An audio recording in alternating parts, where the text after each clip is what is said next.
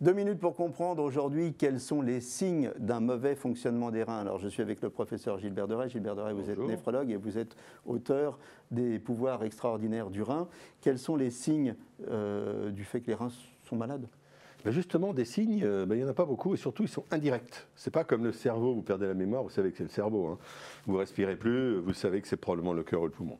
Le rein, c'est particulier, donc il va falloir être très attentif et se servir d'autres marqueurs. L'un des premiers et les plus importants, c'est si votre pression artérielle augmente. Vous êtes hypertendu. Alors là, il faut vérifier si le rein fonctionne, parce que le rein, c'est le principal organe qui contrôle la pression artérielle.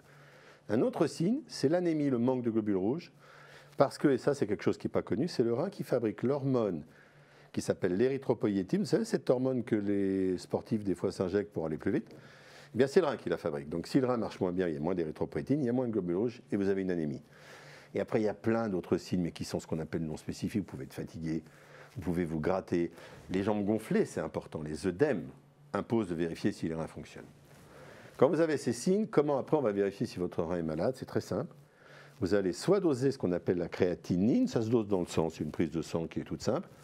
Si votre créatinine monte, c'est que votre rein marche moins bien, parce que c'est le rein qui élimine la créatinine.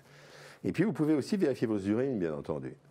Si votre rein est malade, vous pouvez avoir des anomalies, comme par exemple des protéines dans les urines, de l'albumine. Tout le monde connaît ce terme albuminurie. Bien, si vous avez trop d'albumine dans les urines, c'est que votre rein est malade. Et puis j'insisterai également sur le fait que normalement dans les urines, il n'y a pas de sang. Donc si vous voyez apparaître du sang dans les urines, c'est qu'il se passe quelque chose. Est-ce qu'au niveau de la couleur ou du fait que les urines sont mousseuses ou pas, il y a des alertes possibles? Absolument, on doit apprendre à regarder ses urines. Une urine, ça doit être jaune, plus ou moins foncé, ça doit être inodore, et puis ça ne doit pas faire mal quand on fait pipi. Si vous avez des odeurs ou si vous avez mal, ça n'est pas normal. Voilà, écoutez ces bons conseils et prenez soin de vos reins. À très bientôt.